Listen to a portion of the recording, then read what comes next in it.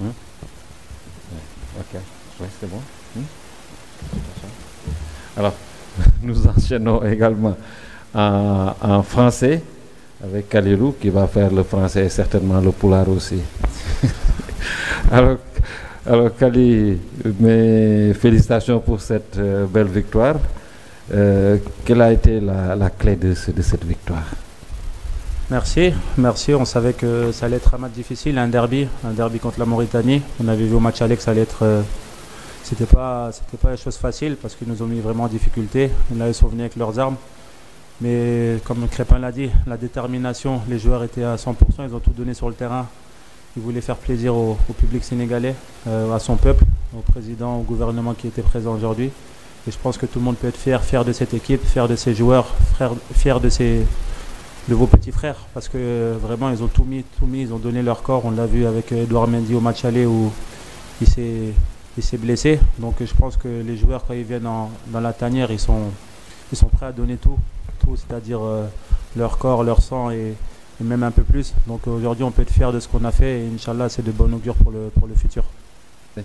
Vos questions? Oui, Fatou, le micro s'il vous plaît, devant. Oui, vous devez. Bonsoir tout le monde, Fatou Diouf de l'Info Quotidien. Félicitations coach, félicitations Capi et Crépin. Capi, est-ce que vous pouvez faire le bilan des 10 matchs que vous avez joués pour ces éliminatoires-là? Oui, faire le bilan, ça a été déjà un démarrage très, très poussif, je pense. On a réussi à gagner le premier match contre le Sud-Soudan. Ensuite, on a fait un match nul au Togo qui nous a mis dans des, entre guillemets, une fin en soi qui était pas celle qu'on voulait. Ensuite, on a joué contre le Congo, je pense, à la maison, où on méritait de gagner. On s'est fait égaliser à la dernière minute. Et ça a commencé à mettre des doutes dans la tête des gens, mais pas des doutes dans la tête de la tanière, parce qu'on sait qu'on est une équipe avec une forte mentalité qui est capable de retourner toutes les situations. Donc à partir du moment où on a fait ce match nul contre le Congo, on est parti en Mauritanie pour prendre ces 3 points sur un terrain très très difficile. Et à partir du moment-là, je pense qu'il y a beaucoup de personnes qui ont commencé à douter de nous. C'était vraiment, je pense, pas justifié, mais comme je vous l'ai dit, on est des frères, on a une mentalité de fer, on essaie de bien représenter le Sénégal haut et fort. On sait le poids de ce maillot sur nos épaules. C'est pour ça qu'on doit rendre fiers tous les Sénégalais, pour le peuple, pour tout le monde soit heureux. Vous savez, aujourd'hui, notre seul objectif, c'est de rendre heureux le Sénégal, rendre heureux le peuple et le faire oublier tous les problèmes quand la sélection joue. Donc à partir du moment là, on a décidé entre guillemets, on a accéléré, on a pris des points un peu contre tout le monde, c'est-à-dire contre le Togo, contre le Soudan aussi, même si on a fait ce match nul à Benghazi là-bas, mais on savait qu'on avait les capacités de changer la situation, on l'a fait. Et aujourd'hui, on finit avec 5 victoires d'affilée, avec 2 victoires éclatantes, 5-0 et 4-0. Je pense que c'est à l'image de l'équipe. On a peut-être fait un départ poussif, mais on a fini par 5 victoires éclatante sans discussion. Je pense qu'on n'avait même pas besoin de regarder les autres matchs et c'est ça la force du Sénégal.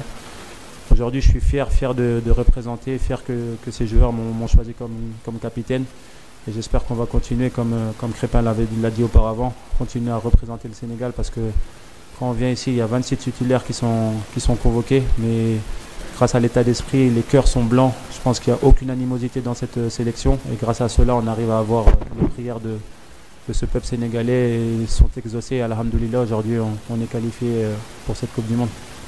Oui. C'est à moi. Derrière, le micro, c'est allé où?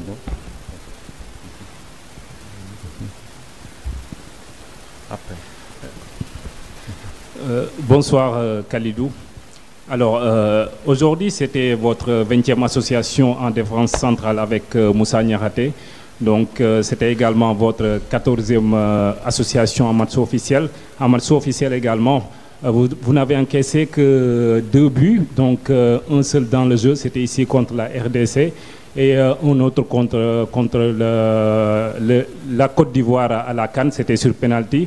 Alors qu'est-ce qui explique un peu cette compatibilité ou bien cette solidité, si vous voulez?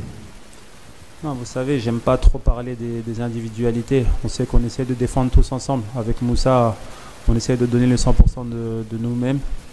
que ce soit Abdoulaye Seck, que ce soit Moustapha Mbo ou n'importe quel défenseur, on sait qu'on est prêt à donner tout sur le terrain. Aujourd'hui avec Moussa ça se passe très bien, mais après il ne faut pas oublier qu'il y a aussi des défenseurs latéraux qui font le travail. Dans la preuve ici avec Crépin qui fait tout le temps des sorties fracassantes quand il joue à ce poste-là, malgré que ce n'est pas son poste de prédilection, mais il se sacrifie. Et ça c'est vraiment à l'image de l'équipe. Aujourd'hui on essaie de se sacrifier pour nos joueurs, pour notre peuple, pour montrer qu'on est capable de faire bien. Et alhamdoulilah pour l'instant ça se passe bien. On va essayer de continuer comme ça. On sait qu'on a un objectif, c'est cette Coupe d'Afrique. On avait un petit moment où on prenait beaucoup de buts en sélection, les gens commençaient à se poser des questions et on a beaucoup travaillé sur ça. Aujourd'hui on n'a pas pris énormément de buts avec Moussa, mais l'objectif aujourd'hui quand on gagnait 3-0 pour moi c'était de tenir le 0 et ce clean sheet, c'est qui est très important. Donc voilà, on l'a fait. Aujourd'hui je pense que tous les défenseurs, que ce soit Eladj, Malik Diouf ou que ce soit Crépin ou que ce soit tous les défenseurs qui sont prêts sur cette liste-là, sont prêts à donner leur vie pour pouvoir garder le clean sheet parce qu'on sait qu'à tout moment devant ça va marquer, donc le clean sheet est très important pour nous. Voilà, c'est... Oui, Al-Khairi. Bonjour Kapi, c'est Al-Khairi Aydara du groupe Al-Fadjri. Un objectif est déjà atteint, c'est la qualification à la Coupe du Monde. Un autre se profile à l'horizon, la CAN. Et on sait que l'objectif qui a été fixé pour les coachs en tant que vous, la tanière, quel objectif fixez-vous pour cette CAN si l'on sait que la dernière ça a été un peu... Voilà. Ouais, c'est vrai que cette dernière CAN nous est restée en travers de la gorge. On voulait aller vraiment loin, on avait les capacités, on a montré de belles choses. On a été éliminé au tir au but contre la Côte d'Ivoire, donc ça nous est resté en travers de la gorge. Aujourd'hui on a une CAN qui se profile au Maroc qui sera très très difficile. Vous savez, il y a beaucoup de pression pour nous, beaucoup de pression pour les grosses équipes africaines. Maintenant, on va aller là-bas pour essayer d'aller le plus loin possible. J'ai toujours eu ce même discours. Vous savez, c'est difficile de tabler sur la gagner. Même si on a envie de la gagner, tout le peuple sénégalais veut la gagner. C'est le rêve de tout le monde. Moi, j'en rêve tous les soirs. Vous savez, quand je vais dormir, pour moi, la chose la plus importante, c'est soulever ce trophée une deuxième fois. Je l'ai fait une première fois. Ça a été un truc, c'était quelque chose d'incommensurable et j'ai envie de revivre ça avec mon peuple, revivre ça avec mes frères, revivre ça avec notre staff, revivre ça avec tout le monde. Et je pense que voilà, on va essayer déjà dans un premier temps de se qualifier, sortir des poules et ensuite on prendra match après match. Mais vous inquiétez pas, nous serons prêts, on fera tout pour vous rendre heureux. Je sais que tout ne sera pas parfait, mais comme je l'ai toujours fait, je vous demande juste de rester derrière cette sélection parce que cette sélection peut vous faire rêver. Vous l'avez vu ce soir, le stade était presque rempli. Je pense que les Sénégalais ont oublié leurs problèmes ce soir. Et c'est ça le plus important, c'est que les Sénégalais oublient leurs problèmes quand ils voient cette équipe nationale. Ils voient ces joueurs briller et c'est ce qu'on veut. Donc on veut vous faire plaisir et Inch'Allah on le fera. Je ne vais pas tabler sur ce qu'on veut faire, mais en tout cas vous sachez que on fera tout pour vous rendre heureux. Et Inch'Allah on le fera. Monsieur ? Oui, après on termine avec vous. Cheikh Tidjansi de Emedia Invest. Kapi, vous avez démarré la compétition avec Aliou Cissé et vous l'avez terminé avec Pape Thiaw. Comment avez-vous vécu cette transition ? Ouais, c'était quelque chose de difficile. Vous savez, avec Aliou Cissé, on a vécu de très bons moments. Il a été très, très important pour nous tous. La plupart des joueurs qui sont dans cette tanière-là ont commencé avec lui. Donc je pense que tous ces joueurs peuvent le remercier parce qu'il nous a ramené cette fibre patriotique, cette fibre du Sénégal, cette envie de venir jouer pour le Sénégal, cette fierté qu'on a de jouer pour le Sénégal. Il a fait, je pense, environ 8 ou 9 ans avec nous. Donc c'était quelqu'un de très important. Et c'est toujours quelqu'un d'important. Moi j'ai beaucoup de respect pour lui. Après les choses ont été ainsi. Aujourd'hui on a un Pape Thiaw qui est à la tête de cette équipe nationale qui fait du très très bon travail. Il était sur la fin avec Aliou Cissé, donc il a pris la continuité, mais il est venu avec ses idées, et c'est ça qui est fort. Il est venu avec ses idées, aujourd'hui on le voit sur le terrain, on voit qu'il a pris les rênes de cette équipe, il n'a pas été timide, il nous a tout de suite dit ce qu'il voulait. Aujourd'hui, après le staff technique, le staff médical, les joueurs se sont mis à disposition, et aujourd'hui on voit le travail. On voit le travail qui paye, mais ce n'est pas fini, il faut qu'on continue comme ça. On sait qu'il est très important pour nous, il nous donne les bonnes idées pour le moment. Donc il faut qu'on continue à croire en ce qu'on est en train de faire. Et je pense qu'on va bien travailler. Mais voilà, je pense que cette qualification, on peut aussi remercier Aliou Cissé parce qu'il nous a mis quand même sur des rails qui étaient bien, qui étaient bons. Et ensuite, on a fini le travail avec Pape Thiaw. Et voilà, aujourd'hui, Pape Thiaw est le boss de cette sélection. Donc on est tous derrière lui. Dernière question. Bonsoir Capi, Soda Thiam RFM. Alors une première sélection, un premier match officiel le 5 septembre 2015. Aujourd'hui, vous faites partie de ces rares joueurs qui vont jouer une troisième Coupe du Monde, si je ne m'abuse. Qu'est-ce que vous ressentez après cette qualification pour la troisième fois consécutive au mondial? Merci. Personnellement, je ressens beaucoup de fierté. Vous savez, quand je suis arrivé en 2015, mes objectifs étaient clairs. J'avais des rêves, j'en parlais à personne, mais mon rêve était de soulever cette Coupe d'Afrique et de jouer la Coupe du Monde. Parce que, comme vous le savez, on a tous vécu cette épopée en 2002, avec cette victoire du Sénégal contre la France, contre le Danemark, la Suède. Donc on savait que cette route qui s'est arrêtée contre la Turquie. Donc voilà, pour moi, c'était ma jeunesse. Et aujourd'hui, j'avais à cœur en 2015 de venir et de représenter le Sénégal et d'écrire l'histoire du Sénégal.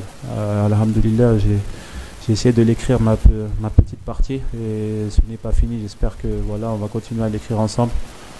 Combien de temps, je ne sais pas, mais en tout cas, vous savez que je donnerai toujours le 100% de moi-même, voire le 200%. Je me mettrai à disposition du staff technique, du staff médical et de mes joueurs, parce que le plus important pour moi, c'est que ces joueurs soient en pleine forme.